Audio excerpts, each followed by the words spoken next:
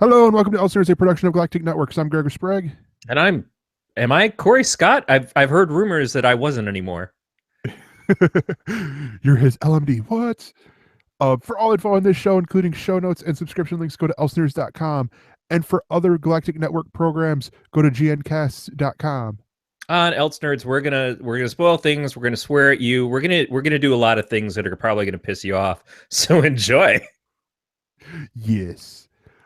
So Corey, how you been? It's been a while. Well, I just want to say on a very serious kind of dark note is our hearts and our love goes out to our producer Beatmaster, who is currently in a demilitarized zone in Sweden. Obviously, there's a lot of trouble going on out there, and we love you, man. We just hope you make it. And I would like to say on a super serious note here, happy birthday, Dave Nelson. You will be missed. But no. But yeah, so apparently, I mean, Beat has fallen victim to the fake news thing that Trump has so elegantly put. I also fell victim to my fake news because he's in Switzerland, not in Sweden, but I don't give a shit. Yeah. And hacks, hey, excuse me. I did not say that this was the thing. I just merely forgot what flag was being flown in that. But today we are recording on Dave's birthday. So in all seriousness, happy birthday, Dave. Happy birthday, Dave. Thanks for putting up with us somehow. Yes. But yeah, it's let's just get right into the news because I need to unwind from work and stuff. And I had to get wound up from 48 hours of sleeping. So this is the ElseNews, the ElseNerds ElseNews of the week, and we have two news stories, but they have a bunch of minor like sub stories in between them. The first one is that essentially all the main cast of Marvel's Runaways has been cast, starting with the kids, the main kids, the actual Runaways. Yeah, the actual Runaways. You have, and I'm going to butcher names, so I apologize right now. But Renzi Felix, you might know him from Casual and Teen Wolf, who will play Alex Wilder. Then you have Lyrica Okona from The Affair and Unforgettable as Nico Minoru. Virginia Gardner from Goat and Little Bitches as Carolina Dean. Ariella Barrere from New Girl and One Day at a Time as Gert Yorks. I'm like, wait, One Day at a Time. I knew this one here. She played the daughter's best friend in there on the Netflix version, not the original version. And then Greg Sulkin. She's not hanging around with Valerie Bertinelli in the 70s, coming back to play a teenager in 2017. She's a wizard. I mean, Valerie Bertinelli looks pretty young, but that's still something to pull off. That's some Marvel magic right there. That is some grade A fucking Michael Douglas and Ant-Man shit happening, if that's the case. Yes. The next one, Greg Sulkin, will be from Faking It, Don't Hang Up, Antisocial. He'll be playing Chase Stein. And then the one who got the most rejiggering of the Runaways, Allegra Acosta from 100 Things to Do Before High School and Just Add Magic will be playing Molly Hernandez. Molly Hernandez, not an actual character from the original Runaways. It was Molly Hayes. Molly Hayes typically portrayed younger in the comics, and also something that's difficult to deal with in this context is a mutant in the comics, and I don't know if that's something they're going to necessarily be able to bring across or want to bring across to this show, tying in mutants to it. But already there's so much ingrained into who these characters are into the mainstream Marvel universe. It'll be interesting to see how they play that out as we get to know them, and as Greg is about to mention, get to know their parents. Yeah, and real quick, because I was sort of curious as to this, but Allegra Acosta, she's actually 14 years old, so she is considerably younger than a lot of the other actors who will be playing the kids. But yeah, and then they also cast the parents, of the Runaways. You have Ryan Sands from Hat Hair and The Wire playing Jeffrey Wilder. These are Alex Wilder's parents, and then Angel Parker from The People versus O.J. Simpson and The Strain as Catherine Wilder. Brittany Ishibashi from This Is Us, Teenage Mutant Ninja Turtles, Out of the Shadows as Tina Minoru. And then James Yagashi from Breakfast at Tiffany's on Broadway and Madam Secretary. They're playing Nico Minoru's parents. Kevin Wiseman from Hello Ladies and Alias as Dale Yorks. And Bridget Brennig from Army Wives and True Colors as Stacy Yorks. They are Gert's parents. Annie Wershing from Timeless and Vampire Diaries as Leslie Dean, and Kip Pardue from Remember the Titans and Ray Donovan as Frank Dean. They are Carolina Dean's parents. And then James Marsters from Buffy the Vampire Slayer and Angel is playing Victor Stein, and Ever Carradine from The Handmaid's Tale and Goliath as Janet Stein.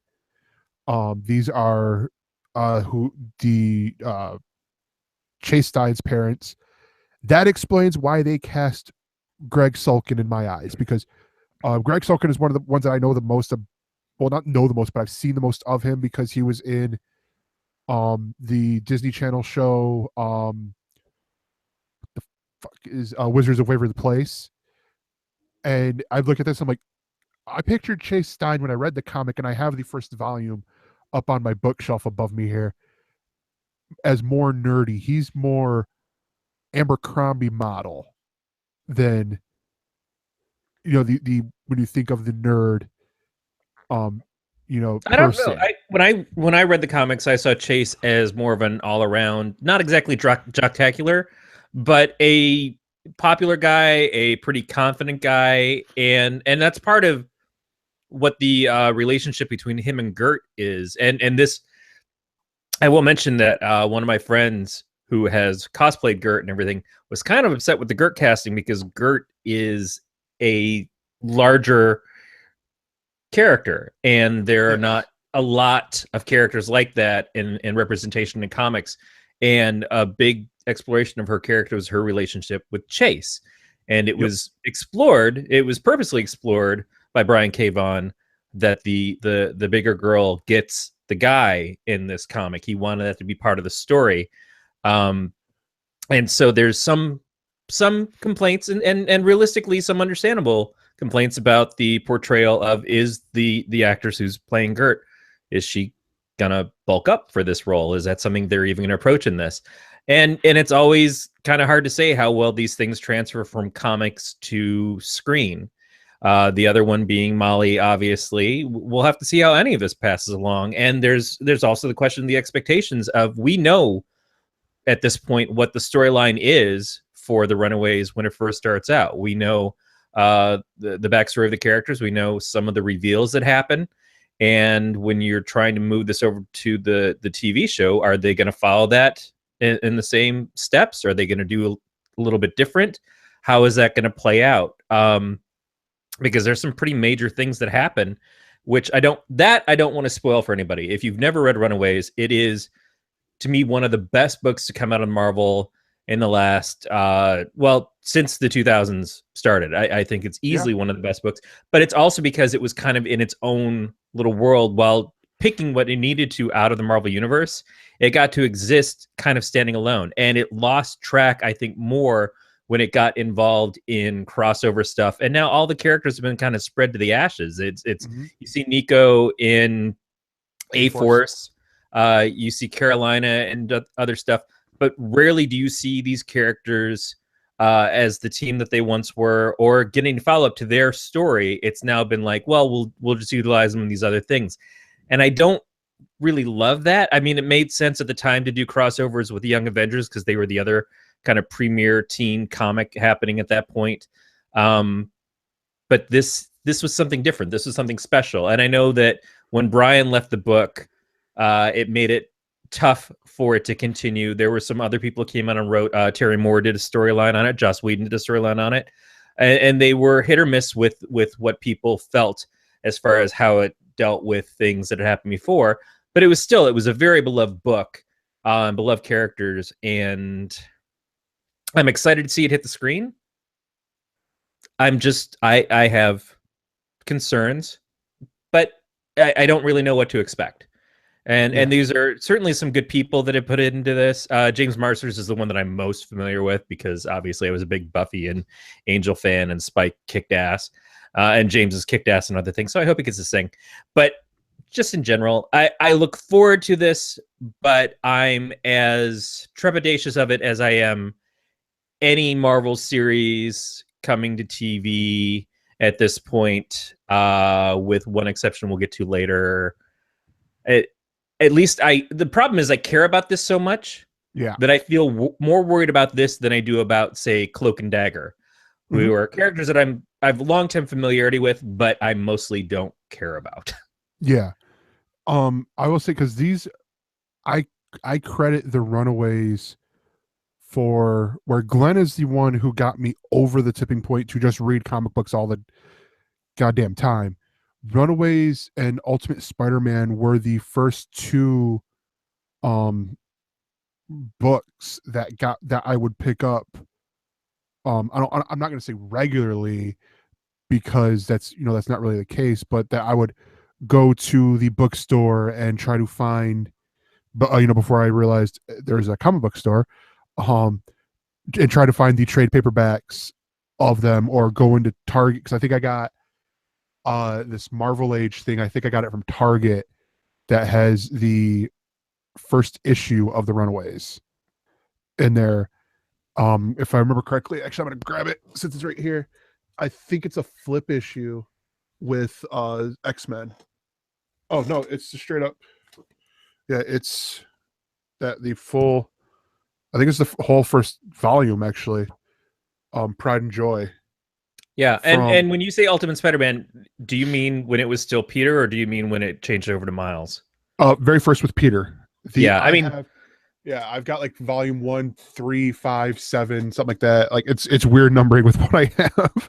Those are two very incredible series who have jumped in on at that point in time, in particular, because they were new. Obviously, Spider-Man, we knew who Spider-Man was, but it was a modern retelling of the character. It was in the Ultimate Universe. They got to do things very differently. Brian Bendis was writing it, and just had and Bagley drawing it was incredible. They just had a very great, unique way of telling Peter's story that was both true to the origins of the character and made sense for today's readers. And then Runaways, again, it's like, this is so 100% Marvel, except it's not Marvel universe that you've explored before. It's not Marvel characters that it's something different. And I think that was really incredible. You look at what Marvel's doing right now, which is they're replacing a lot of their main characters with new people in the roles. That's a little bit different. Also, the amount of characters that are coming out that are somehow tied into this Inhumans event, I don't know if that is as appealing to me, because of the fact that it all kind of stems from the same stuff, and it's not exactly regurgitation, but it's not original ideas. And at this point in time, what Vaughn did on this is there was original ideas. Not far from that time, although a very different book, was Warren Ellis and Stuart Immonen doing Next Wave, which another book that greatly explored what the Marvel Universe had and was, but did new and interesting things with it, and didn't really go into the mainstream books. It got to exist on its own, and that made it a little bit more spectacular, I think. Yeah. But no, yeah, and I did get this at Target, because I was looking through at the because they had the also available part here, but then you flip it over where you actually get the splash page where it tells you what everything's at, and down at the bottom it said Target, Runaways, Pride and Joy. And I'm like, wait, Target? I'm like, oh, okay, it must have been from Target. A Target exclusive thing that they had at the time. But no, I am excited. I said this in the pre-show. I feel like the casting for um Alex's parents and Nico's parents seems pretty spot on. And actually, I'll even say for Nico, um, herself, I will agree with your friend on Gert, the casting of Gert. Like I saw her, I'm like, she seems a little skinny. Like I remember Gertrude being, bigger and all that. So yeah, Gert definitely was a larger character, which didn't make her. And I want to be very clear about this. It didn't make her less attractive. It was just that was a characteristic of her. At the same time, Glenn, who you shouldn't tell about this show, did mention in reply to my friend who I was having a discussion with on Facebook when I first saw this news. He said that the young lady that they picked to play Gert is excellent on the One Day at a Time remake yes. that's on Netflix right now, and he thinks that she'll do a very good job at it. And I've looked and I've seen pictures of stuff online of her, and I can see that she might be able to nail the attitude. And to me, that's a big essential as well as a look. But I get why the look on this character in particular is so important, because there's unfortunately not a lot of examples of that. And I think that that's unfortunate. And I get why, if you felt like this is a character you connected with because they made you feel represented in comics, to not see that happen when they go to the screen is a big deal. I agree. I completely agree. Yep, definitely. Our next story is an umbrella story here, folks. It's about umbrellas.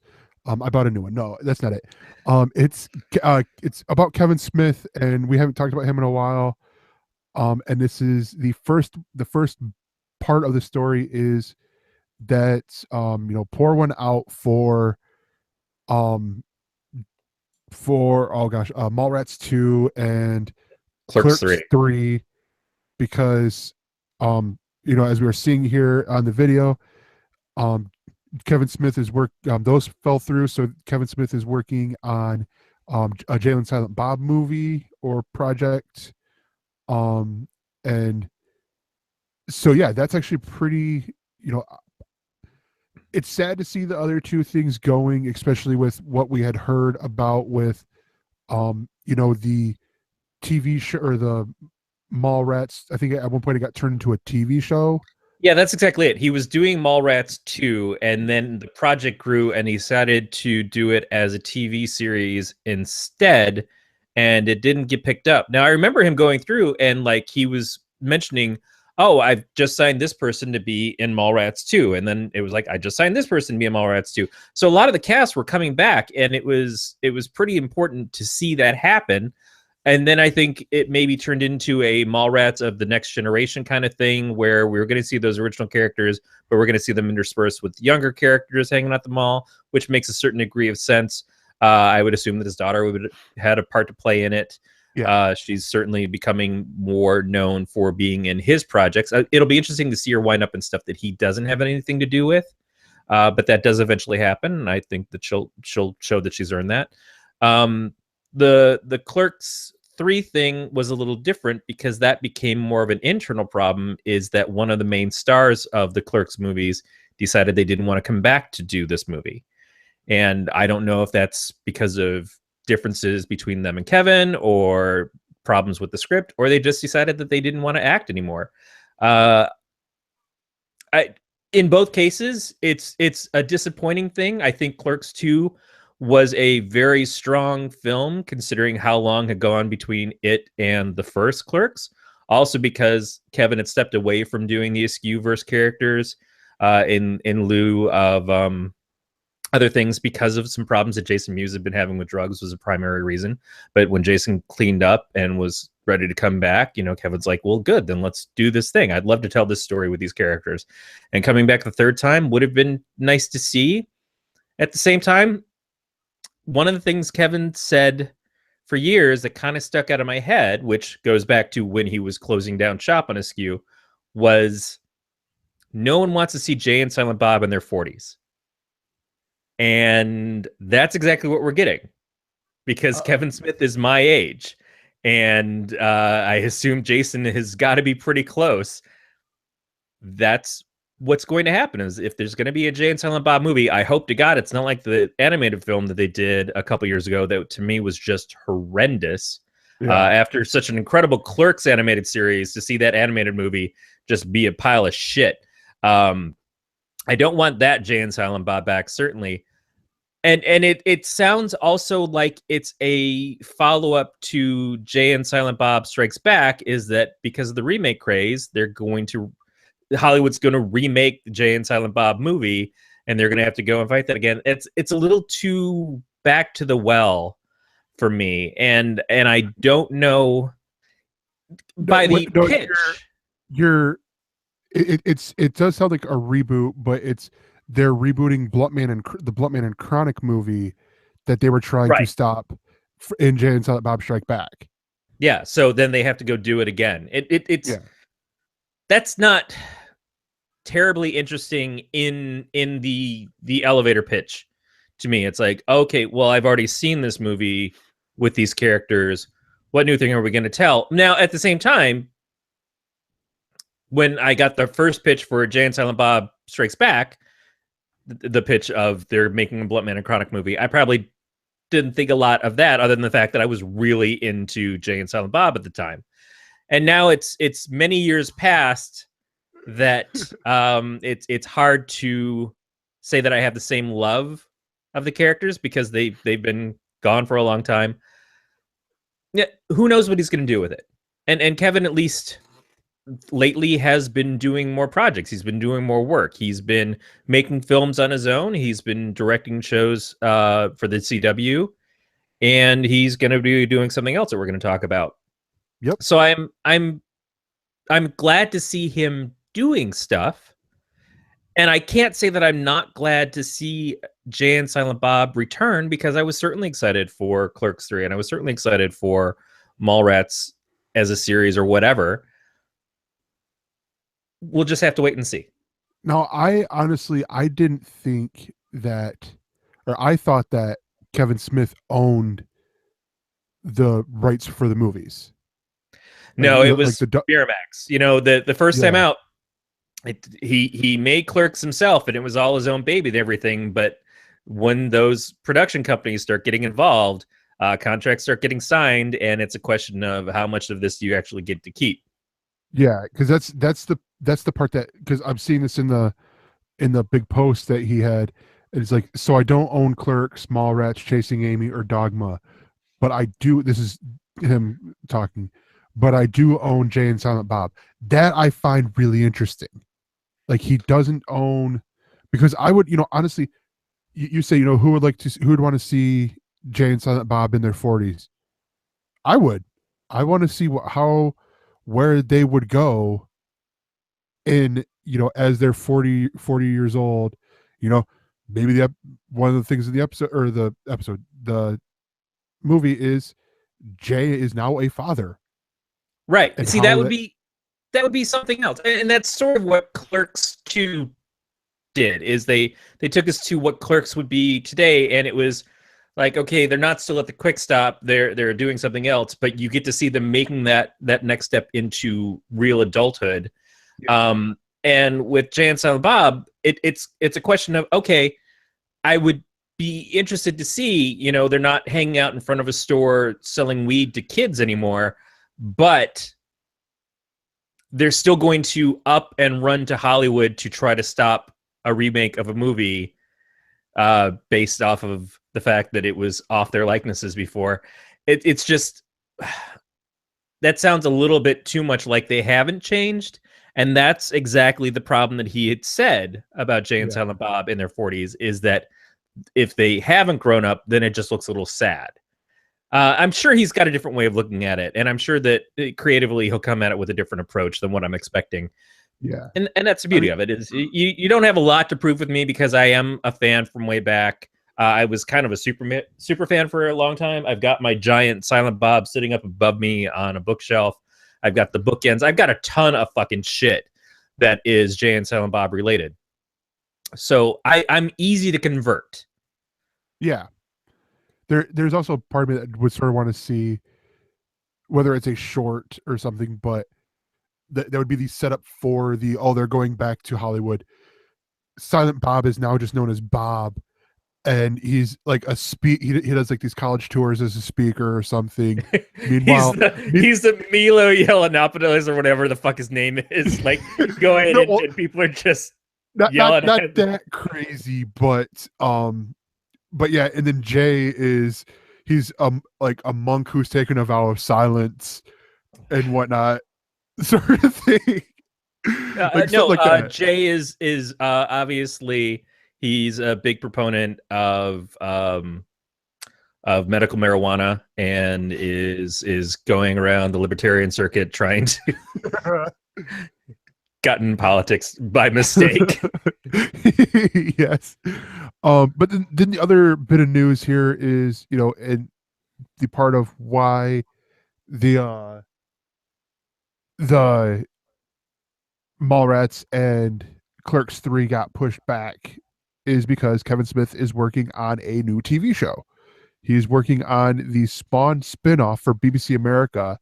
This one focusing on the characters Sam and Twitch. Now, I'm not really a Spawn fan, so I know nothing of this other than Kevin Smith is going to be involved and it'll be on BBC America. All right, so I can speak to this a little bit. Sam and Twitch were introduced in the Spawn comics pretty much from the beginning. They're a pair of detectives. They've had a comic series before. Strangely enough, Brian Michael Bendis grew a lot in popularity when he was writing the Sam and Twitch stuff for Todd McFarlane Productions. That was before he moved over to Marvel and started doing stuff in the Ultimate Universe. That was kind of like not his initial launching point. He was writing his own stuff first. His I think Goldfish was one. He did a bunch of true crime stuff. Jinx may have been another one. It's been a long time since I've looked at his old stuff. But that was a book that he did. But the characters were created essentially by a friend of Todd's, and Todd used them in the book and thanked him for it. And I don't know if that guy ever got his big fucking movie check, so to speak. So it'll be interesting to see, because Todd's had some problems with giving people payouts for their stuff before, Neil Gaiman, haha. And so that didn't work out. In this regard, Kevin was recently trying to do a Buckaroo Banzai TV series, and that fell apart because the rights issues came up. I would hate to see that be a problem again, a la Kirkman had some problems with The Walking Dead in the first season or two because of the co-creator on the book. I don't know if that'll be the case, but BBC being involved in it, I can see this fitting their current generation of shows, because if you look at what Dirk Gently was, for instance, this last season on BBC, I could easily see a Sam and Twitch show, which is a couple of kind of hard-boiled detectives working together and solving mysteries that have to do with a horror element or a mysterious kind of X-Files-ish sort of way, but maybe more in the take of bigger horror elements like a John Constantine would fight. That kind of thing I could see working really well with their motif. And Kevin would be good for it. I think Kevin would be fun for it. And I'm glad to see him focus more on TV work, because I think some of these shorter storytelling things can be good for him right now, as he sort of still is working his way back to getting more in the public eye than he has been. Because a lot of his movies have been self-produced. They've been self-funded or funded through Patreons or Kickstarters and things.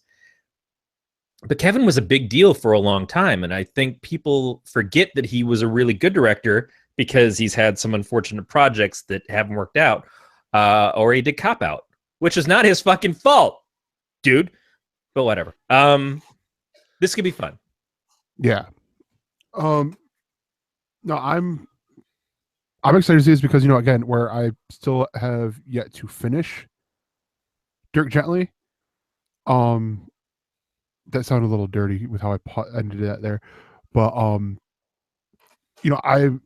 again, like I'm a big fan of Kevin Smith and his stuff. I believe I came into his with, I think it was Dogma that I got to do first, and then watched Mallrats, watched all the other Chasing Amy, Dogma again, Clerks 2, all that. Actually, I was a little upset because my friend in high school wouldn't let me borrow his Clerks the Animated Series DVDs. I'm like, dude, I'll bring them back in a week. Not even a week. Knowing me, I'll get them back. I'll bring them back to you in 3 days. It's like, no, man. I'm like, Josh, come on. But no, so to see this, I mean, honestly, to see this, it's cool because I like, I like seeing this, and I should also point out that Kevin Smith is attached to write, direct, and executive produce the series.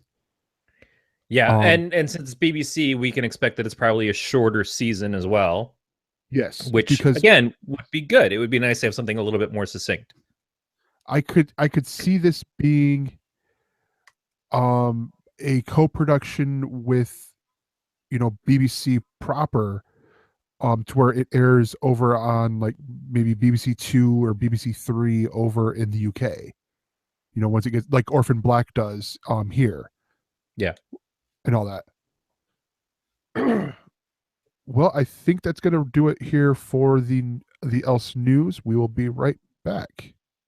And we are back, and it is time for the ElseViews. Now, I took a little liberties here, and I picked two of my things that we're going to have views on. Mainly because I knew we were planning some special stuff here. So I'm like, okay, we're to keep it about the same time. Let's do this. So I've got two, and me and Corey are going to talk about his because I've been watching as well. But I'm going to start first with the TV show that I'm watching. It's called Eat the World with Emeril Lagasse. This is an Amazon original, and it's a really short, like British style, in length. It's only 6 episodes for the first season. Each episode is about a half hour, and this is in my opinion, the reinvention, or getting ready for the new age, of travel films, of travel TV shows, because each episode you have Emeril going to a place and either meeting a chef there or going with the chef. Like episode 2 was the Shanghai soup dumpling, where him and Mario Batali go to Shanghai, in order to, they do this journey of finding the most iconic Shanghai soup dumpling. And it was just brilliant at how they go through. It made me go, okay, I want to go and do this stuff. I want to travel the world and go try the Shanghai dumplings and all that. And then that episode also made me like, I could never make a dumpling that thin. Like they said in the place, because they ended up doing the highest rated, because there's like this rating thing for the dumplings, the most popular, and then the original.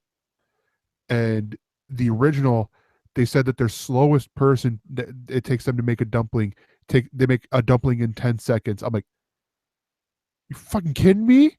10 seconds and you got a dumpling made, and you're the slow one. I'd have been like 15, 30. Picture if that was your job and that's what you do all day. Like we always go back to the I Love Lucy episode where she and Ethel were doing the bonbons coming across the factory. And it's a great comedic bit on the show. But if that's what you do, if that's your whole kind of career, and that's what it is you go to places like this. This is people's livelihoods, but this is kind of like their art. This is what they do, not just for a living, but because it's their lives.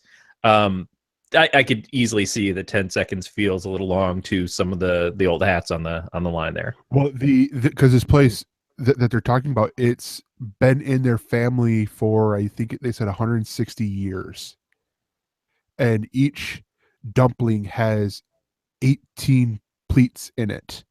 And I'm like, oh my gosh, dude. But each episode is like this. There was one episode where they're in Italy, where Emeril and this lady, I cannot think of her name, but they're in Italy, and they're getting ready to try the perfect pizza. And it's by this guy named Franco Pepe, and he lives in this small little area. His restaurant's in this small little village, and he gets the best ingredients from all over the world, all over the area around him. So like he goes down to the small coastal village to get anchovies, and he goes to this farm to get buffalo milk to make mozzarella cheese with, and he gets these olives, and this olive oil from these other people. And I'm like, oh my gosh, this is such the care he puts into making these pizzas. It's like, of course of course he makes the best pizzas in there, man. And I mean, I already have fighting words because anchovies and olives. Like, what? Are you going to throw pineapple on there too and just go for the trifecta bullshit? Because like, what the fuck's wrong with pineapple on pizza? It's a crime. No, I'm just awesome. But I mean, each episode they do like there's different chefs that go with him, and it's brilliant. I really enjoyed it. It was what I watched. This is a Amazon original. This is something strictly through them. Yeah, this is Amazon Prime original. And honestly, I stumbled upon this because I was looking one day. I'm like, well, I want to find something. I think it was actually yesterday. I think it was yesterday when I was doing laundry.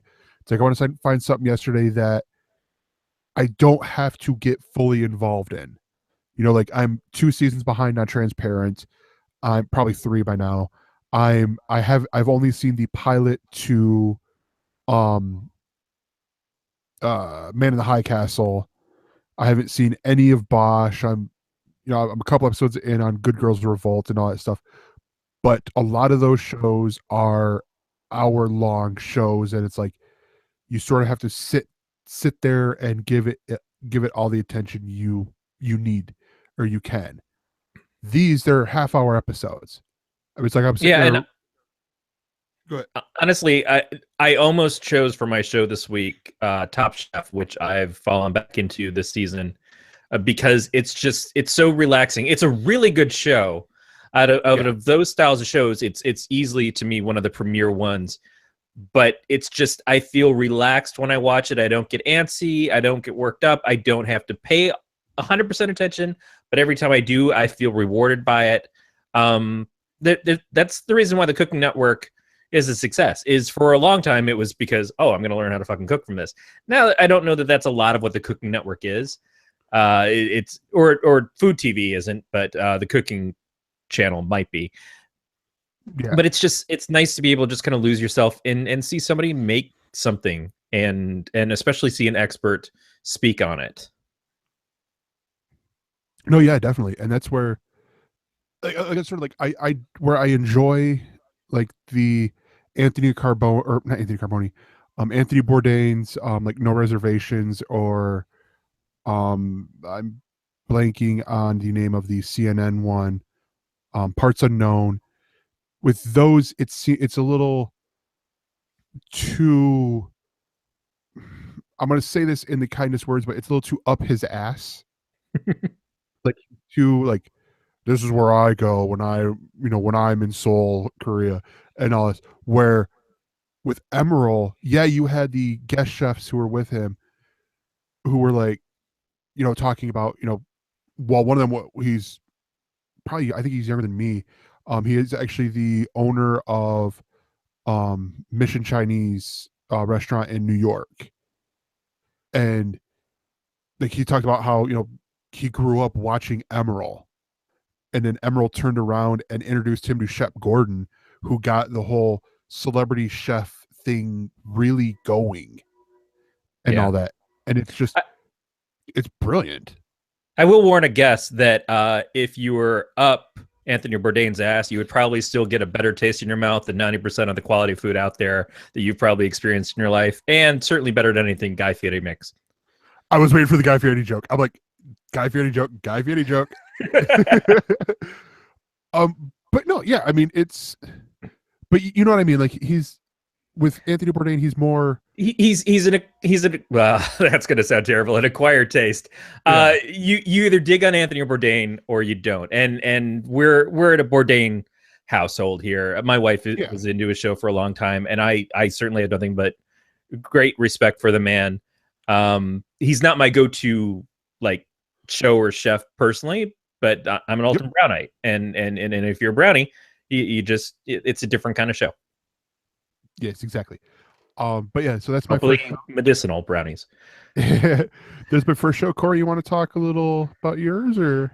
Yeah, I have to talk about it. It's only 2 episodes in, but I talked, I think, quite extensively about the show coming up as we were looking ahead of what the season was going to bring us. And this is the show that I was most excited about. And I can't say that I'm disappointed. And that show is Legion, the FX show, which is a show about mutants, but not necessarily relating to the X-Men. Excuse me. At least so far. But I was surprised at the amount of mutant activity that we got at the end of the pilot, because it went from being all of the weirdness and things that I expected the show to be, and the colorfulness and the dancing and the interesting characters and the intrigue and all of that. And then all of a sudden we got a straight up like superpower fight scene happening, more of an escape scene in the first episode at its close. And I'm not going to say a lot about it because I really can't. At this point in time, the story is very deep. You keep seeming to go into deeper and deeper section of David's head, be they memories, be they dreams, be they conversations with dead people, be they conversations with living people that just aren't anywhere near him at that point in time. It is very intense, but just so kind of magical in the story that it's giving you. The characters are good, but the actors who play the characters, I think, are really what's tremendous about it. Getting the introduction of Jean Smart at the end of the pilot and seeing her in the second episode has already uplifted what was already an incredible cast. Aubrey Plaza is fucking killing it in this. It's so funny because I've been watching a lot of Parks and Rec in syndication lately, and to see her play that character, who was a very distinct character, and you just kind of assume that that's who Aubrey Plaza is. And if you've seen her other stuff, you kind of go, oh yeah, I got a good idea of who Aubrey Plaza is. Then you see her in this, and it's like, holy shit, that is just fucking great. I am in total love with this show, which is not to say that I can say it's a success. Although I hear a lot of people saying great things about it, including the creators of the character, Bill Sienkiewicz, Chris Claremont, have both said some amazing things about like how proud they are of the show. A lot of other comic people are very into it. I just know that I'm enwrapped with the story so far. We'll have to see where it winds up to see how well it all like comes out in the end of like, did they tell a great story? Did they just tell an okay story so well that you were happy to be along for the ride? I'm not here to judge yet. I'm just here to say, if you haven't checked it out yet, maybe do some of those brownies I was just talking about and check out Legion on FX. I feel like you'll get more out of it than I probably would, because my brownies are mostly Betty Crocker. No, I will add that too. I will sort of emphasize on that, because when I was watching the pilot, I've seen both the episodes, but when I was watching the pilot, I'm like, wait, what is going on? So I went on the Wikipedia page and I saw on there that the creator of the show, and I believe he's also the showrunner, he had talked about because the show is through David's point of view, that they are intentionally making it make you trip balls. Yeah, make you trip balls, because he's such an unreliable narrator and all that. And I'm like, that's actually a great point, because you go from, it's like, oh, this is the 70s to, but wait, that's like technology that you would have today, or that's like, near future tech that we have here, and stuff like that. So I'm like, wait, what's going, okay, yeah. My brain melts as I'm watching this TV. And because David Haller actually exists or something, and he's just taken over my mind. At this point in time, I'm not really exactly sure that he doesn't, or that I do. That's the kind of show this is. Yeah. But no, and it is cool. I am according to Elon Musk, all of that could be true. Yeah. Yeah, I am truly enjoying it, and So I will ask you this as a curious person who because the creator of this also created the FX uh show Fargo. Or he was a showrunner in Fargo. Would you say if a person were coming into Legion that they would, and they enjoyed it, that they would be able to get into Fargo? I have to emphasize the fact that I was a huge fan of Fargo. The first season I liked a lot. The second season is, to me, some of the best TV that there's ever been. So I am biased as fuck about Fargo. And Gene Smart was in the second season of Fargo. Rachel, who's playing David's girlfriend on the show, was from the second season of Fargo. I came at Legion knowing that Fargo 2 and Fargo season 1 were things that I loved. So I kind of was like the audience that they weren't going to have to earn. Fargo is a very different show. Fargo doesn't connect to the weird in the same ways that Legion does. Fargo is not necessarily straightforward and certainly has some oddity to it. But in the end of the day, you can watch Fargo and not feel like you've just been shroomed. Legion's a different animal. But I certainly think that if you are in love with Legion for the art of the storytelling more than the story, and for the beautiful shots and for the great character work and everything, you would definitely enjoy the Fargo series on FX. One that I hope doesn't get sidelined by the fact that Legion looks to be achieving some success. I want to see both shows continue to happen. No, yeah, definitely. No, you're helping me out with that because in case you haven't figured out, I was that person I was referring to in this hypothetical, because I do like how they're telling the story and the visuals and all that. And I think the part of the reason why I never got into Fargo itself was because of the fact that I hadn't seen the movie and believe me, when I started watching this first season of Fargo, I thought it was going to just be the movie over again, which did not make me feel like it was necessary television. But it's not. It's not the movie, and it also has a very different feel from the movie as you go through it. Whereas the Fargo movie is great. And don't get me wrong, I'm not trying to undersell the movie. I'm certainly not trying to undersell the Coen brothers, who don't give a shit about what I think anyways, because fuck it, they're artists. They are brilliant. But the show deviates from the movie in a lot of ways, and it's not actually about the same characters or the same story. It just becomes more apparent as it goes along. And the first season is very, very good. Please don't let me undersell the first season by telling you how brilliant the second season is. It's just that after you see the second season, it's hard to look at the first season in the same respect because it just elevates so much. Yeah. Oh, no, yeah, definitely. All right. Anything you want to add about Legion? Or Fargo? No, I wish there was more I could say, and I'm also glad that there's not. I know that there is a rumor about a character that we keep seeing flashes of in the show and who it might be in relation to the comics, which is, I think, probably bullshit, but also very interesting and exciting in a way. And if you want a little bit of spoiler towards that, although it's probably not a spoiler at all, that would be Mojo from the X-Men comics. There is a character that David keeps seeing that is kind of a bloated, yellowish-hued creature. The Mojoverse. Yes. Okay. It's just speculation, and we love to speculate on the internet. It's kind of like what we're there for, besides yelling Hargan, Flargan, Margan, Margan at people. It's intriguing.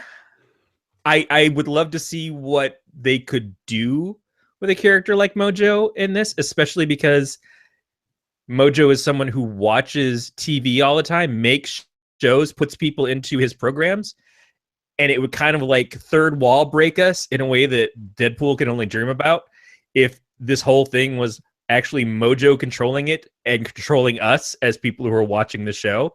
I find that fucking fascinating. I doubt that's actually what's happening, but wouldn't fucking surprise me if they blew my mind that way. And Gregor yeah, silent. definitely. No, because Gregor may or may not be tweeting something you just said off through the ElseNerds account.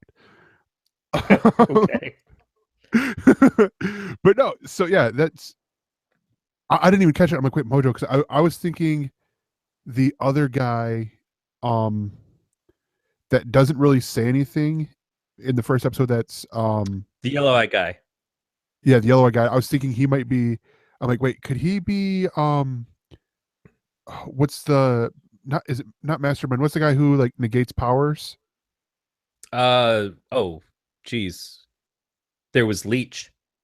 I think There was Artie and I'm either Leech. thinking who were Leech or characters. Mastermind. One of the Well, two. Mastermind was a mental person who would control people. He's what made Jean Grey turn into Yeah. the Phoenix or the Dark Phoenix. Yeah, it was something like that. Like I was thinking Mastermind, but I wasn't thinking necessarily for power leeching. But I was like, could it be power leeching too? I don't know. I'm still trying to figure it out as I'm processing all this stuff, and I'm like, all right, I'm just gonna skip install, and we're gonna be like, all right, let's talk about my show now or my movie now. Yeah. But no, yeah, definitely check out Legion on FX. It airs Wednesdays at 10, I believe, on FX. Mine is a movie. My other one is a movie. It is this movie, actually, as a matter of fact. Look at me going all legit and actually buying physical things that I will be talking about. But no, this is Justice League Dark, or as I like to call it, the pilot for the animated series of Constantine. Because because Constantine's had such great luck with pilots before. Yeah. Well, because this is the other thing that I found really cool, and I was going to do the research, or not the research, but the pull up the page beforehand. But as you know, Matt Ryan is in here again, is reprising his role as Constantine. But did you know that there was also another person from Constantine who is in here as well? I did not. I can't remember anybody else from Constantine. He was in the first 2 episodes of the TV series. He played Richie. Okay. Yeah, get to his name. Jeremy Davies. He's in here as well. And I'm like, it didn't click until I'm like, wait a minute. Richie, isn't he already in Constantine? He was also in Lost. Yeah, and, Jeremy Davies has been in a lot of stuff. He was in Justified. He's one of those guys.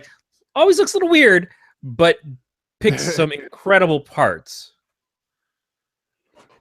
But no, yeah. So this is the latest in the DC animated movies. And this again is another good one. This is another movie that I really enjoyed. As is the tradition of me reviewing these movies, I try to give the people, especially the parents, is this kid friendly or not?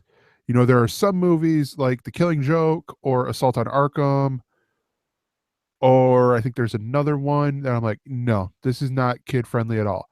This one this is borderline, because where there's no gratuitous violence or sex scenes or anything really sexy time like that. There is a bit of language. I mean, what else would you expect from a Manchester, England bastard such as John Constantine? But so there is quite a bit of language in here. But I mean, again, the voice casting is over. I'm gonna say this because I've been thinking about this. Jason O'Mara, who plays Bruce Wayne and Batman in here, I've mentioned this for my review of Justice League War, that it sounds like he's just doing his American accent, and he's also Director Mace on Agents of S.H.I.E.L.D. He now sounds different enough, like he's doing his own version of Batman, not just doing an American accent sort of thing. And I so love that. The voice talent on here is really great. Up and down the board. All the people doing the voices for all the characters Nicholas Turturro as Boston Brand, aka Deadman, Ray Chase as Jason Blood and Etrigan the Demon, Roger Cross as Dr. Alec Holland, Swamp Thing, John Stewart, and Green Lantern. All the way down to Alfred Molina playing Destiny in here. It's so cool to hear all these voices, and the story is really cool too. I mean, I'm beating around the bush on the story because Beatmaster hasn't seen it yet, but the basic story is there's this thing that is making people see demons, but they're other people. So, for example, if I'm looking at Corey's picture in the Google Hangout window like I am doing right now, I wouldn't see Corey. I would see a demon, which is fair. Yeah. But so much so to where like I would be attacking him in that way, which is also fair. Yeah. That's just a Thursday night. So the Justice League are trying to figure out what's happening because this is popping up all over. So Batman enlists Constantine in this, John Constantine in this, because he knows of his magical abilities, his affinity for the mystical arts, and so they go around to recruiting people. They recruit Zatanna first, which I actually enjoyed the fact, and I'm curious to see, and I'll probably check out later on the special features how they did her, the backward speak. If they wrote it out and she said it backwards, or if they recorded her going forwards and then flipped it. And also, I will point out on Voodoo, fuck you guys with your captioning for saying inherent speaking in another language when she's doing her backwards speak. Because how hard is it when she does this? The first scene she does, she's raising elephants as actual like stage magician, and it's like she's like, elephants rise or whatever, but backwards. How hard is it to just say spell it backwards? It's not fucking rocket science here, man. I believe the language is technically called Devoian, after Belle Biv DeVoe, because she smacks it up, flips it, and reverses it. This is true. Oh no. But no, I mean, it's a great story. This is a great setup for more Justice League Dark movies. With like this group, and really, really good writing with the stories done by Ernie Atbacker and J.M. DeMatteis, and it's directed by Jay Olivia. And I mean, yeah, and it stays pretty true to the comics for a lot of the parts. And it's involved in the overarching DC animated universe right now as far as their films go, because we see Jerry O'Connell gets to guest as Superman, Rosario Dawson guests as Wonder Woman. So they're trying to involve people who have been in the other films as much as possible to make it feel cohesive to things that you've already seen. I've seen previews for the Teen Titans Judas Contract animated film that's coming out, and I was surprised, and I'll be honest, a little disappointed, because it has to do with a lot of the young Titans who weren't from the original storyline from the comics, but that took place in the 80s. And at that point in time, there was only one Robin, and it was Dick Grayson. And it shows him changing over to Nightwing. And this is going to have Dick Grayson as well as Damian Wayne. Damian Wayne, yeah. It's going to be a different take. Yeah, the Judas Contract, which I'm assuming is based off of an older book, if you're bringing that up. Yeah, I mean, it's the seminal Teen Titans storyline from the 80s. The Judas Contract is to Teen Titans what the Dark Phoenix saga is to the X-Men. Okay. Because this will be a sequel for the Teen Titans, because they had the Justice League versus the Teen Titans, which was essentially a Teen Titans origin thing here, where they had, it's in the same universe. You have the same actor playing voicing Damian Wayne. Jason O'Mara is in this as Batman. I believe Jerry O'Connell, Rosario Dawson, Carrie Payton, I believe, is voicing Cyborg. Or no, it's not Carrie Payton, it's the other guy. I just wish it was Carrie Payton, because fuck, he's Cyborg to me. And King Ezekiel. But it was very much that same thing where you had Nightwing, or they flipped it, instead of like they're all teens, Starfire is the leader, or is the leader slash teacher of the Teen Titans. It's like, almost like X-Men in that regard. Like she's Professor Xavier, or she's, you know, Storm in the later, like, now books and stuff like that. And then the other ones are the New Mutants coming in here, with Blue Beetle. It's and closer to Raven the continuity of what they did with the Young Justice TV series, which is making its way back. Like I said, it's fine. It's just that when we heard several years ago that they were doing a Judas Contract adaptation, we assumed it was an actual adaptation of the original storyline with the original characters and everything, just done for film. And obviously that's not what we're getting. So it's not necessarily bait and switch. It's one of those things that if you're an old school fan, this maybe isn't necessarily what you were looking for. But again, you have that story. That story existed. That story that you know backwards and forwards, and got to go through all the reveals and stuff. We get to see something that is new and a different take, and maybe be surprised, and maybe get something else that we love, if not as much. It just concurrently. So yeah, we'll see. Yeah. No, you can pick up Justice League Dark in the shops. I happen to get this. This is the Steelbook version, so there's no actual back, so I can't read what the special features are. But I got this at Target, actually giving also a cheap pot to where I go to work and stuff. Or like anything else that we report on every week, we have links in the show notes that if you purchase it through our Amazon store, it will help out the network a little bit, help out Galactic Network. There was a different version I sort of wanted to get because it had the John Constantine toy with it, and I'm like, sort of want the toy. Sort of, I'm like, that toy will wake up in the middle of the night and not necessarily kill you in your sleep, but call you a wanker. Yeah, call me a gobshite or some other English term that I wish I paid way more attention to British TV than what I do currently to come up with, or could just be like, call some friends like, hey, like Daryl, I need a British swear, like insult me in British, come on. But yeah, so it's the same thing as insulting you in English, just with worse teeth. Corey said it, not me. So that is going to do it for the ElseViews. We will be right back.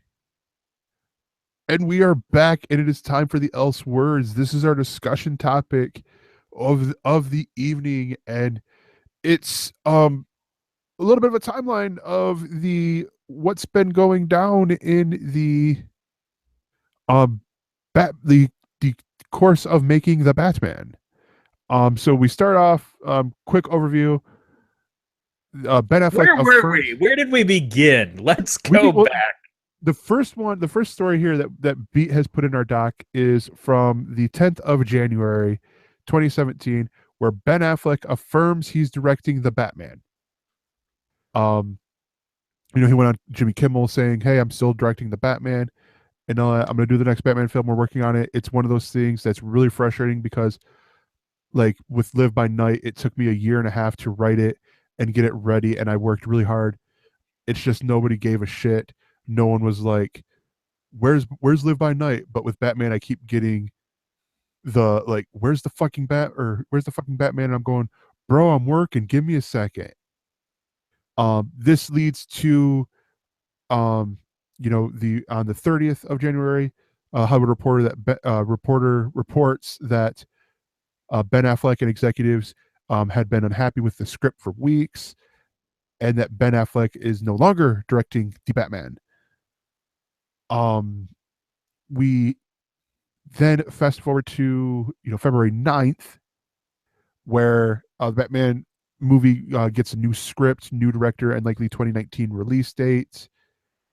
Ben Affleck is still writing the Batman movie, I believe, but the word is like they're still working on it, but they're setting a release date for when they want to come out with it.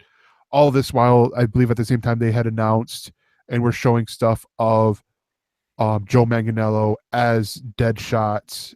No, Deathstroke. Deathstroke. I'm like, wait, that doesn't sound right. Yeah, Deathstroke and stuff like that. And then we get an interesting article on February 10th of Lawrence Fishburne's comments on the DC expanded universe. And he was asked by, because he's done plenty of superhero movies. I didn't catch this, but he voiced Silver Surfer in Fantastic Four: Rise of the Silver Surfer. Yeah, there's a reason why you didn't catch it. Nobody did. Yeah, like did they just heavily modulate that shit? No, it was clearly his voice. It was as much like having Niles from Frasier playing Ape Sapien in the first Hellboy movie, and then by the second movie we're like, no, we're just gonna let the guy who's actually here doing all the shit do the part, or having the guy play Ultron. It's like, okay, it's great, we got this amazing voice actor to do this, but he's voicing a character that he's not in any relation to on the screen, and it kind of, I can't say that that's what screwed up the movie. I think it was just a bad movie.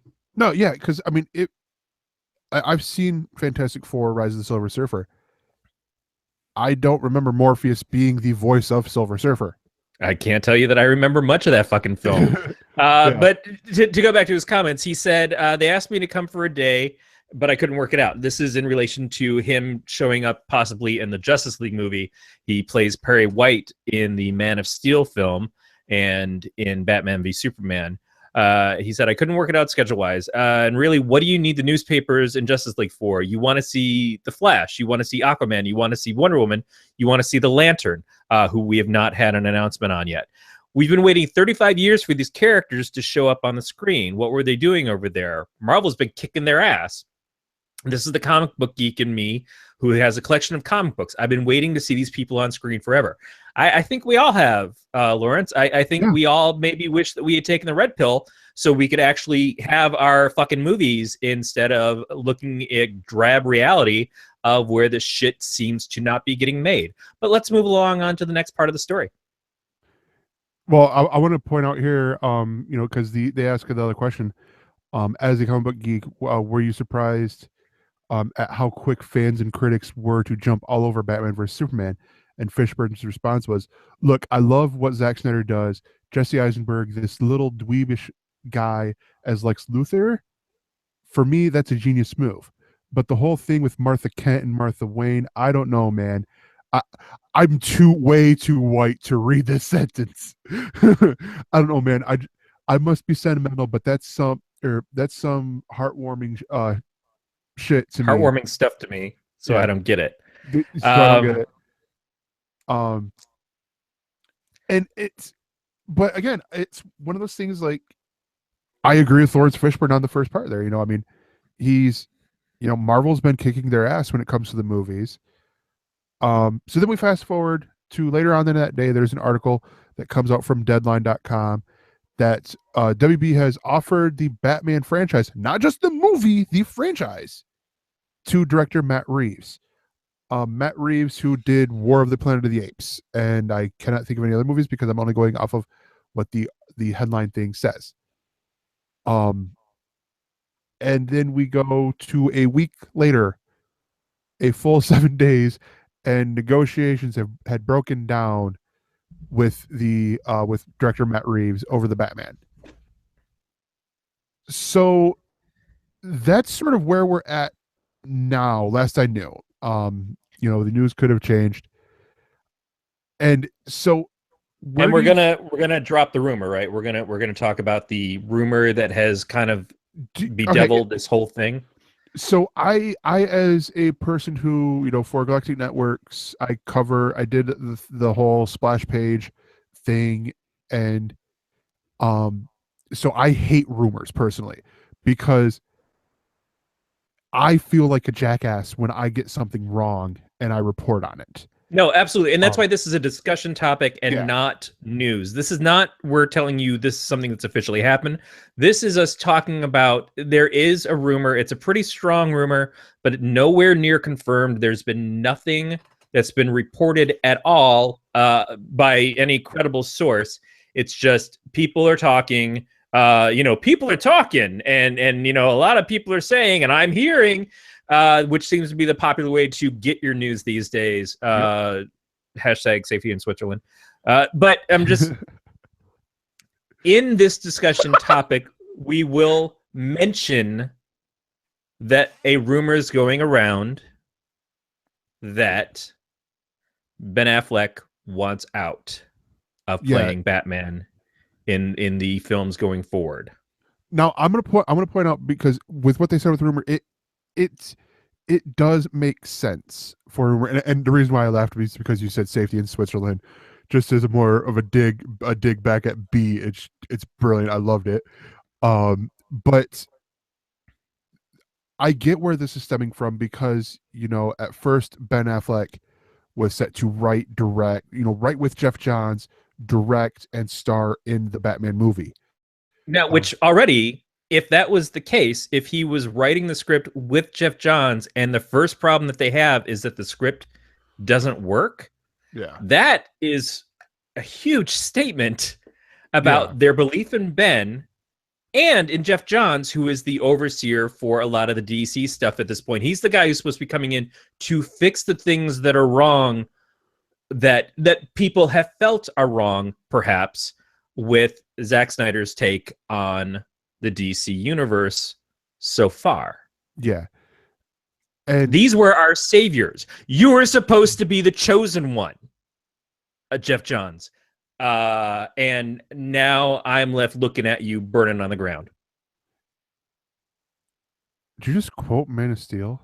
No, I fucking quoted Revenge of the Sith, which makes me feel just as sick to my stomach as if I quoted Man of Steel. But no, so I mean, like, it makes sense, because then he steps back, and when I read the quote that he gave for why he decided to step down from directing the Batman, and it makes perfect sense. Oh, good Lord.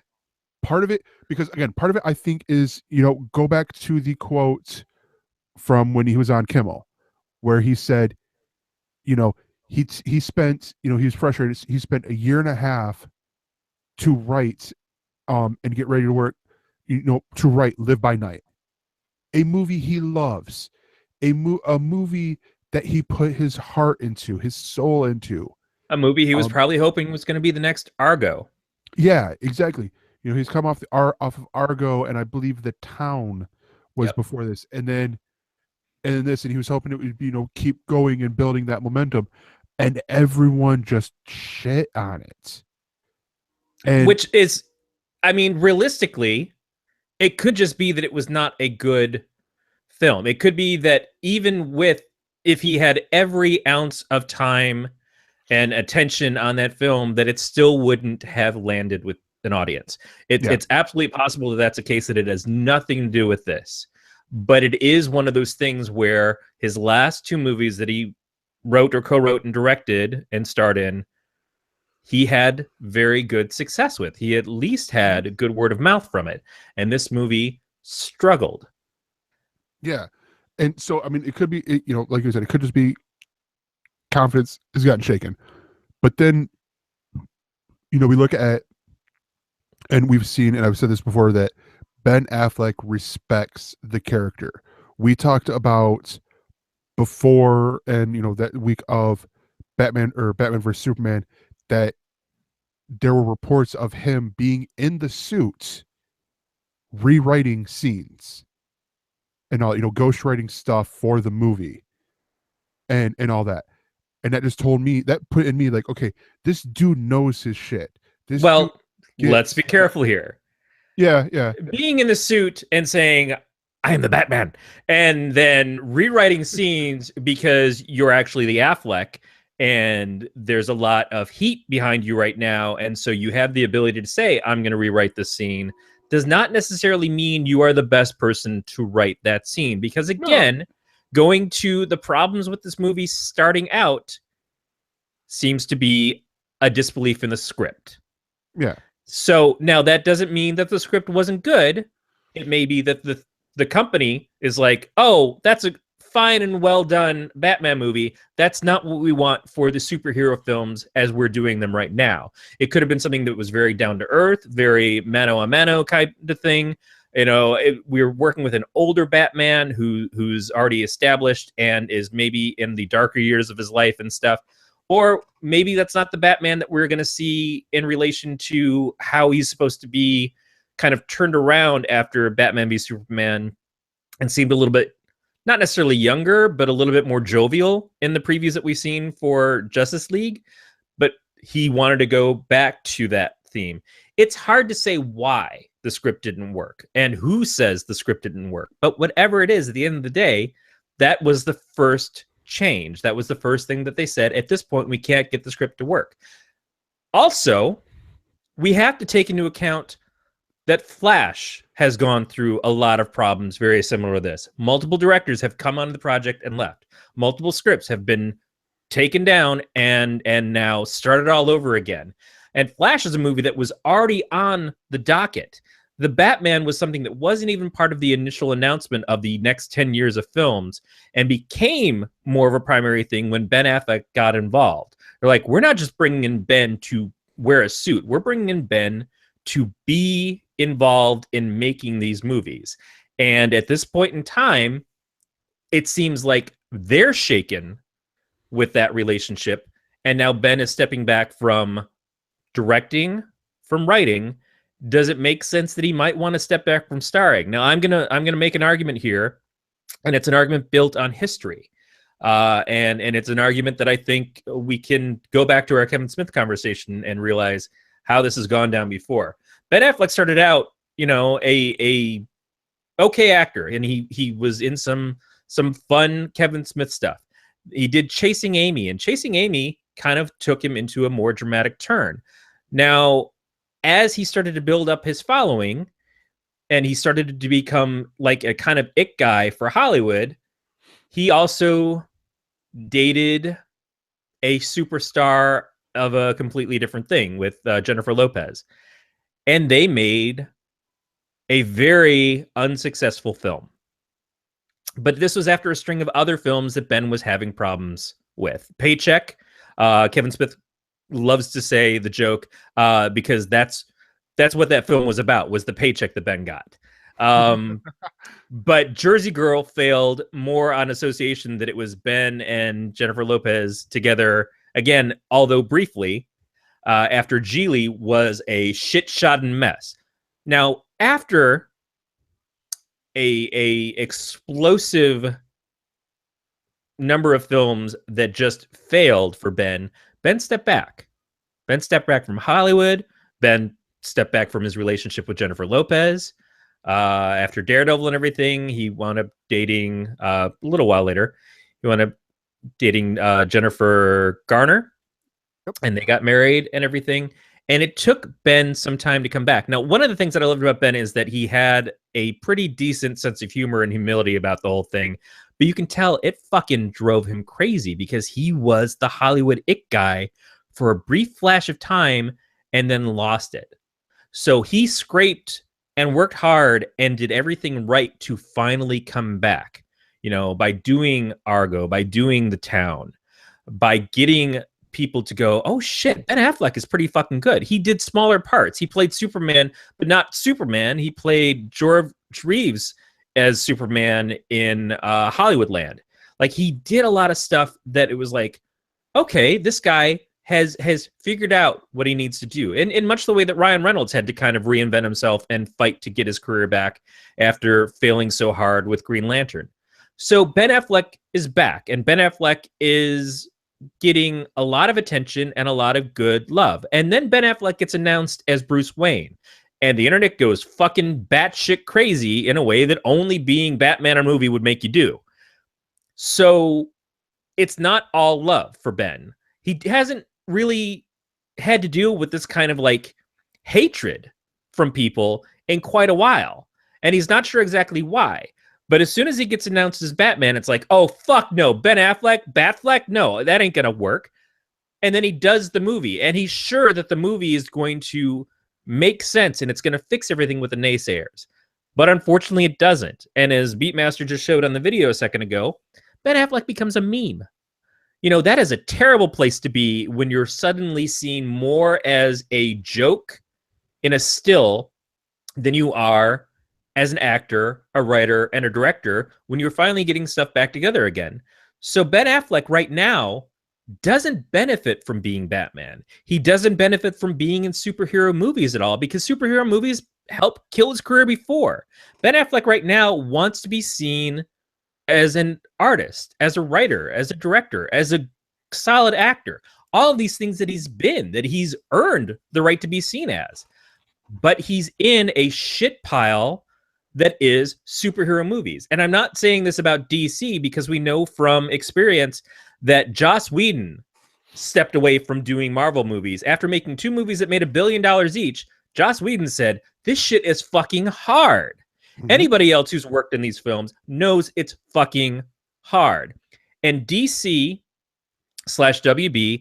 has not put forth a solid enough plan yet and created a solid enough foundation the way that Marvel did. And Marvel, it's hard. You look at what happened with Ant-Man, the expectations grow exponentially with each success. And DC hasn't hit that level of success yet. They've done okay. I don't want to just shit on DC for this, but they haven't reached that level of success. And there's constantly people like me who are just dicks saying, you guys fucked up from the beginning. You should just can all of this. There's questions about how good Wonder Woman is actually going to be at this point, because there's a lot of rumors that it's not, that it frankly isn't. And there's a lot hinging on it being a success. It would otherwise be the 4th film to have mediocre sales and the first female-led superhero film. Mm-hmm. Justice League has to cream the fucking crop with how good it's going to be and with how successful it's going to be. Because like Lawrence Fishburne said, we've wanted this forever. And these are characters that fucking you don't even have to try too hard. It's fucking Superman. It's fucking Batman. It's fucking Wonder Woman, The Flash, Cyborg for some fucking reason, and Aquaman. I mean, how hard is it to get this right? Apparently very, very hard. So it would not surprise me at all if Ben Affleck has decided it's too much for me. It's too much of a risk for me. I don't know that I'm going to get another chance 10 years down the road to come back and do this one more time. I want to be seen seriously again. I want to be seen successfully again. And which is not to say he wants to rule Hollywood or expects to rule Hollywood, but I think he wants to be looked at as not a joke. And unfortunately, if these films don't do a massive amount of success, all it's doing is tarnishing what he does beside them. Whereas Robert Downey Jr. became beloved to us again, playing Tony Stark in a way that his comeback was a big deal, coming back and playing Iron Man. His side projects and stuff have not reached the same level of success as what he has as Tony Stark. But Ben has had more success outside of playing these movies.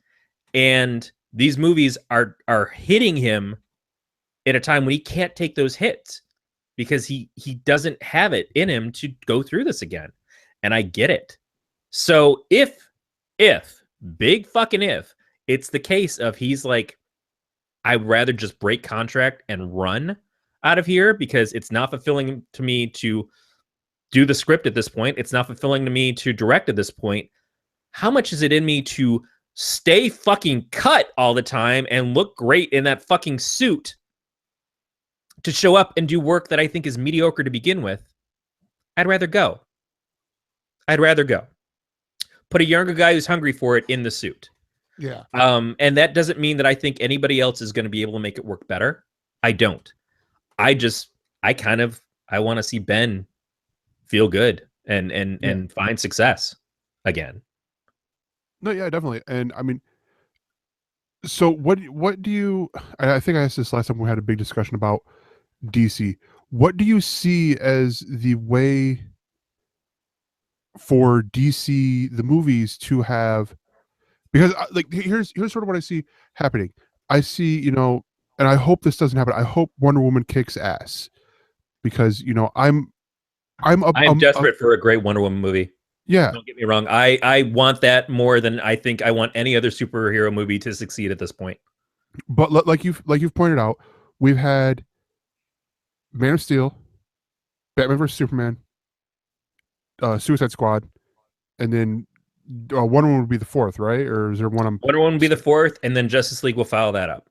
So we have, and it's like after Man of Steel, it's like, oh, okay, you know, this should be amazing, and then, you know, Man of Steel didn't do well, or not Man of Steel, Batman vs Superman didn't live up to a lot of the expectations and stuff like that. And then you get and then you get Suicide Squad, which I enjoyed. I really love Suicide Squad. Don't get me wrong in that. And yep, I've said the same thing. I had less problems with Suicide Squad than I had with the other two films because my expectations were very low, and because at the end of the movie, I found fun in it. But that does not mean I think it's a good film. No, yeah. And then here, so but people are like, you know, after, you know, Batman vs Superman, are like, well, maybe Suicide Squad will be good, and after Suicide Squad, it's, well, maybe Wonder Woman will be good. How many of these do we have to get into or go through before DC finally goes, okay, we can't do what Marvel's doing now with the keeping, like, doing these shows, you know, so far out in advance, you know, like announcing our slate from here till, you know, 40 years into the future and whatnot. What do you think it's going to take for DC to get their shit together is basically what I'm getting at. It's a sad thing to say because I don't know that they have it in them. It's stop comparing yourself to Marvel, which is ridiculous because it's DC superheroes and Marvel superheroes. That's exactly who should be up against Marvel. But I don't see Warner Brothers being able to realistically pull back from that at this point. When you come out and you announce 10 years of films, and in that 10 years of films, you have multiple films per year, and you don't even have a fucking foundation for those movies to start. It's like, oh yeah, we had this somewhat underwhelming, not unsuccessful, but somewhat underwhelming and certainly controversial first film. And now we're leading into our second film. Before we even get that second film out, we're going to announce the future of our comic book superhero movies and promise all of these things. Like, Cyborg is fucking gone. Like, the whole talk of Cyborg for a long time seems to have disappeared. Now, on Marvel side, same thing seems to have happened with Inhumans. Inhumans has gone from being a Marvel film to a Marvel TV property that may get a film release, but is really gone out of Feige's hands to the TV side of things, which makes sense because I don't think he ever wanted it. But in DC's case, I think the problem is that they overreached and they didn't understand. In a lot of ways, they didn't understand who these characters were or what the fans wanted from these characters in their movies. Now, you can go backwards and say, well, they didn't have very good luck when they tried to build off of the Christopher Reeve version of the film by doing Superman Returns. That movie did not succeed by pulling over Bryan Singer from the X-Men movies to do it even. It seemed like, oh, this is gonna be exactly what people want out of Superman. But it wasn't. Now, I'll say that one of the things that they lost in that is that they kept the dark tone of Superman, but they lost the heart of Superman, which seems to be the problem that they've stuck with, is they've kept everything dark, but they've lost the heroism. And then they tried really hard with Green Lantern. Green Lantern was supposed to be their Iron Man, and Green Lantern failed. So in both those cases, they're like, well, we have to do something else. We have to kind of make this happen. We're going to go with our big guns. We're going to lead that way. But they still didn't figure out how to make films that were going to land with the fans and build the fan base and make us excited for each new film. I'm excited for every new DC film that comes out and the potential of what it could be, but they have yet to show me that they can actually land those things. And I don't want to just hate on Snyder, but I think that Snyder is a terrible choice to keep doubling down on when he's been a problem with it since the beginning. I think that he is, if nothing else, he doesn't seem to have learned from his mistakes, which you can say they're not mistakes because they have been successful. It's a personal taste thing. But as they try to change the narrative of, oh, this next movie is going to introduce fun again. Well, okay, but it's funny that you've got us going into the next movie promising fun, but you're giving us the guy who said fun is bullshit and shouldn't be in these movies at all. Evan's pointing out David Goyer is still associated with all these things. Yeah, David Goyer is. And again, you're not backing away from who's been making these to begin with. You're just telling us, oh, but they're going to do it different now. I don't know that they can or want to do it different. Not enough. They still want to prove that they were right. That's why when they tell you things like, oh, well, we did those other movies so we could give you a more uplifting Batman in Justice League. No, don't feed me bullshit like that. You know, just tell me we're going to give you more fun in this, and that's how it is. Maybe we should have done that before, but not, oh, we did that because it was all part of the fucking plan. You had no plan. Your plan was certainly not this. Your plan was something else, and now you're going to try to act like it wasn't the case. But we know better. We understand. And I think that DC, I don't want to see them fail. Certainly not with Wonder Woman. I don't want to see them fail with Justice League because these characters matter to me. But I'm afraid that it's going to take them failing and wiping the boards clean and people running away as quickly as possible from these films, which sucks because I really like Ezra Miller, and I can't say that I was excited to see his Flash because I think the Flash on the TV series is so good. Do I want another Flash up on the screen? Not at the moment, but I love that guy as an actor and as a character actor, that I was at least intrigued to see him get to play Flash, and I don't harbor any ill will towards him getting success with that. Being in a huge budget film, I would have liked to have seen that happen for him. But I feel like at this point in time, they've shown over and over again that they can't make Flash work because it's gone rewrite after rewrite after rewrite, and director and director and director. It's really scary that they can't seem to see that sometimes things just don't work. And to keep pounding at the same stone over and over again, when you're not chipping pieces off of it anymore, you're never going to get the art from it that you think that you're going to. Yeah. Yeah, definitely. I think that's where we're probably going to wrap things up. But I want to get your guys' opinions on this. And I want you guys to email us. Email us, mail@ElseNerds.com. If you don't want to do that, we have the voicemail, 805-328-3966. Tell us, what do you want? Like, what do you think DC has to do to beat Marvel? I'm not even gonna, actually, no, I'm not even going to say that. What does DC have to do to make great films and all that?